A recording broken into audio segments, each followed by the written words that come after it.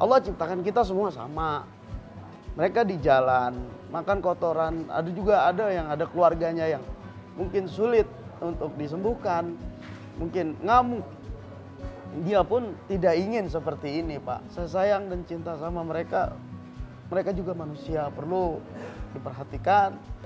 Bulan kemarin tuh sampai 27 orang sembuh, Pak. Jari saya pun harus putus, terus gigi harus patah karena hantaman, pukulan. Mereka keliling kampung 2 kilometer sambil menghirup udara segar di pagi hari. Disitulah rasa pendekatan kita ke dia, membuat dia merasa kitalah keluarganya. Mendengar sahabat, teman, keluarga, sorry nih, gue lagi pengen sendiri. Mungkin itu berbahaya. Itu berbahaya yang harus segera kita rangkul. Kenapa? Karena kalau dia udah menyendiri, dia akan kosong pikirannya. Setelah dia kosong, dia timpa lagi dengan masalah baru. Dia nggak kuat, akhirnya dia makin lama makin kacau. Suhartono, sosok pria yang menyimpan berjuta kisah dan perjuangan mendalam di hidupnya dalam menyelamatkan ratusan orang dengan gangguan jiwa. Rasa iba dan dorongan nurani membawanya untuk mendirikan Yayasan Jamrud Biru yang dibentuk dengan tujuan mulia untuk memastikan para orang gangguan jiwa memiliki rumah yang dapat membuat para ODGJ merasa aman dari kejamnya perlakuan terhadap mereka di luar sana. Bergelut selama belasan tahun untuk menyelamatkan, mengurus, merawat dan mengobati para orang dengan gangguan jiwa yang ia temui di jalan menjadikan Suhartono sebagai sosok inspiratif yang mengenal betul makna dari memanusiakan manusia yang sesungguhnya. Permisi. Iya, Pak. Mari, Pak. Selamat siang. Siang, Pak. Apa kabar, Pak Haji? Alhamdulillah baik, Pak. Ngobrol sesi kali ini kita ngobrol dengan Pak Haji Suhartono. Siap, Pak. Pendiri dari Yayasan Jamrud Biru. Betul, Pak. Kita akan tanya-tanya Pak. pengalaman Pak Haji seperti apa, boleh. cerita di balik Yayasan Jamrud Biru ini seperti apa. Baik, Pak. Oke. Mari kita ke dalam, Pak. Oke, boleh, Pak. Mari, Terima kasih. Ya. Pak Haji, iya. terima kasih. Boleh mampir ke sini, boleh ngobrol. Nggak apa-apa nih ya bareng-bareng sama ODGJ. Kita berasa talk show ditonton banyak orang hari ini. Pak Haji, mungkin boleh diceritain dulu asal mula dari nama Jamrud Biru ini, ceritanya gimana sih Pak Haji? Jamrud Biru. Jamrud itu kan sebuah permata, Pak. Makanya saya anggap ODGJ itu Jamrud, sebuah permata, Pak. Jadi banyak yang peduli nantinya. Biru itu luas, seluas lautan. Banyak orang dengan gangguan jiwa yang harus kita pedulikan dan kita perhatikan. Itulah terpampang tulisan Yayasan Jamrud Biru. Permata yang luas, Pak. Wow. Seperti itu, Pak. Wow. Ada cerita menarik yang teman-teman mesti dengar. Latar belakang asal mula kenapa Pak Haji bisa tersentuh, terketuk hatinya untuk akhirnya buka yayasan sendiri. Alhamdulillah Allah kasih pada tahun 1993 saya bekerja di tempat yang sama, Pak. Yayasan sama selama 23 tahun. Ya banyak suka dan duka yang saya hadapi, dan ya mungkin kalau duka ya mungkin paling banyak dibanding suka, Pak, ya. Namanya ngurus orang dengan gangguan jiwa, sampai jari saya pun harus putus, terus gigi harus patah karena hantaman, pukulan. Kita harus sanggup menerima semuanya, ya. Saya kenyang ya, Pak, ya, namanya dipukul, diludahi, dimaki-maki, dianiaya, ya. Itu udah menjadi suatu pengalaman yang, tapi bukan menjadi saya takut, ragu, dan makin mundur, malah menjadi cambuk dan cemeti saya untuk lebih baik lagi mengurus dia. Dan awal itulah yang membuat saya semangat untuk saya mendirikan Yayasan Jamrud Biru, walaupun bisa dibilang hanya modal keberanian. Karena semakin kita bisa mendekati dia itu, semakin kita malah lebih baik lagi untuk mereka sembuh. Kita gunakan dengan 5 cara, Pak. Yang pertama itu sabar, kedua jujur, ketiga rendah hati, keempat murah hati, kelima bijaksana. Kalau bukan kita siapa? Karena Allah ciptakan kita semua sama. Mereka di jalan, makan kotoran, ada yang ada keluarganya yang mungkin sulit untuk disembuhkan, mungkin ngamuk. Dia pun tidak ingin seperti ini, Pak. Karena kesehatan mereka harapan saya, Pak. Saya sayang dan cinta sama mereka. Mereka juga manusia, perlu diperhatikan. Saya ingin belajar banyak dari Pak Haji. Semangat yang Pak Haji punya untuk memperbaiki kondisi mereka, memperbaiki situasi mereka, sama-sama peduli dengan mereka. Tapi di lubuk hati yang paling dalam, di dasar hati Pak Haji, apa yang sebetulnya mendasari semangat yang yang Pak Haji punya saat ini? Gitu? Iba Pak. Negara kita udah merdeka, Indonesia ini merdeka. Kita merdekakan semua, termasuk ODGJ. ODGJ harus merdeka.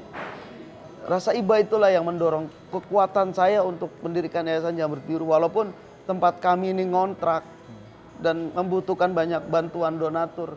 Tapi insya Allah, Allah adil, Tuhan Maha Besar. Saya yakin banyaklah nanti yang akan membantu.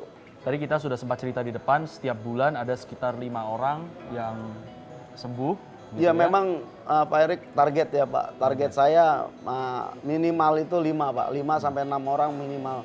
Kalau maksimal itu saya bulan kemarin tuh sampai 27 orang sembuh Pak. Ya. Treatment yang dilakukan di sini apa sih Pak? Sehingga bisa menghasilkan beberapa orang yang sudah sembuh kembali ke hidup normal. Pertama treatment yang kita gunakan pertama terapi wicara Pak. Terapi wicara. Kenapa? Karena orang seperti ini tuh tertutup untuk membuka sebuah curahan hati. Maka kita terapi bicara. Yang kedua juga ada pengobatan kita secara tradisional menggunakan ramuan. Ada totok saraf, ada ruqyah, ada jikir. Yang kita lakukan treatment itu kita dorong terus ke mereka. Tapi dengan cara tidak ekstrim. Tidak harus, ayo cepetan kamu harus belajar. Nah, itu tidak baik Pak. Tapi perlahan dengan pasti, perlahan dengan keagamaan. Setiap dia bisa dan dia mau dengan perlahan. Semua kembali ke hati kita.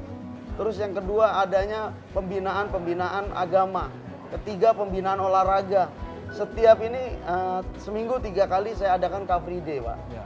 Bahasanya Car Free Day itu mereka keliling kampung 2 km sambil menghirup udara segar di pagi hari. Disitulah rasa pendekatan kita ke dia, membuat dia merasa kitalah keluarganya. Untuk saat ini yang sekarang bernaung di sini ada berapa orang? Ada 200 pasien lelaki, 15 orang perempuan.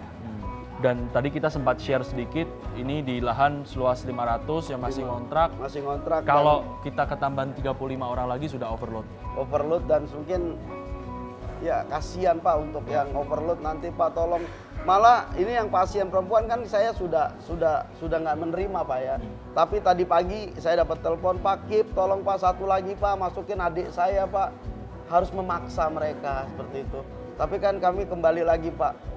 Karena kebanyakan pasien tanpa harus dirawat dan kebanyakan pasien dengan fullnya dan tempatnya yang penuh ini kan sesak, bukan menjadi sehat Pak. Dan mereka nggak bisa beraktivitas dan tidak beraktivitas dengan bebas juga kan? Dan tidak akan jadi sehat malah seperti itu Pak. Ya. Membantu juga untuk bahan pakannya. Okay. Cuma kalau dinas sosial terbatas Pak, karena kan yayasan bukan Jamrut Biru aja banyak. Pak Haji, mungkin sekarang kita boleh berbagi pengalaman, mendengarkan cerita dari Pak Haji. Yang sudah sekian lama berkecimpung di dunia ini, apa sih sebenarnya yang menyebabkan orang bisa terjangkit ya, bisa menderita dan jadi ODGJ? Yang pertama karena tekanan batin. Orang siapapun yang terkena tekanan batin itu pasti dia akan merasakan pedih dan perihnya di hati. Dan karena tekanan batin itu karena ada dua, karena faktor yang kurang kasih sayang dan lebihnya kasih sayang. Dari dua itulah yang membuat manusia kadang merasa, pernah mungkin Pak Erik mendengar sahabat, teman, keluarga, sorry nih, gue lagi pengen sendiri. Mungkin itu berbahaya. Itu berbahaya yang harus segera kita rangkul. Kenapa? Karena kalau dia udah menyendiri, dia akan kosong pikirannya. Setelah dia kosong, dia timpa lagi dengan masalah baru. Dia nggak kuat, akhirnya dia makin lama makin kacau. Ya Pak Haji, tadi kan kita bicara contoh orang yang depresi terus menyendiri, mereka tertimpa semakin banyak masalah, itu kan contoh kurang kasih sayang berarti ya. Kalau yang lebih kasih sayang, gimana contohnya Pak Haji? Ya contohnya dia makin lebih parah, makin lebih tidak terkoordinir di hatinya karena semuanya kan terpenuhi. Tiba-tiba tidak terpenuhi, dia akan depresi. Pak Haji, mungkin kalau boleh di-share, kan ini memang yayasan ini membutuhkan dana-dana dari donatur untuk bisa merawat gitu ya, dan berkesinambungan yayasan ini. Kalau ada orang di luar sana yang tersentuh hatinya, terketuk hatinya untuk mau menyumbang, untuk mau menjadi donatur, cara yang paling tepat seperti apa Pak Haji? Bismillahirrahmanirrahim. Assalamualaikum warahmatullahi wabarakatuh. Salam sejahtera, Om Swastiastu, alam kebajikan semuanya. Saya Suhartono, pimpinan Yayasan Jamrut Biru, berharap kepada dermawan dan donatur apabila ingin membantu, memberikan donasinya, membantu saudara-saudara kita di belakang, dan juga Yayasan Jamrut Biru memiliki lahan.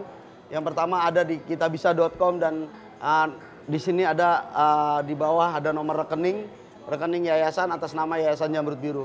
Saya berharap kepada para donatur, dermawan, dan para hamba Tuhan, hamba Allah yang sangat baik, dan para agen-agen Allah dan agen-agen Tuhan yang pada baik, saya berharap bantuannya.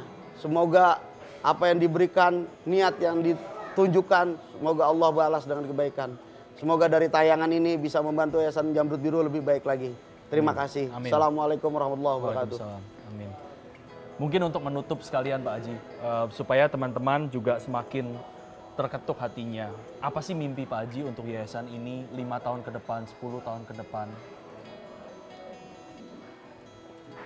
Mimpi saya pengen punya lahan, Pak. Punya lahan. Itu mimpi saya, Pak. Saya pengen punya lahan. Saya pengen punya lahan sebesar mungkin, dan SDM di mereka akan saya hidupkan.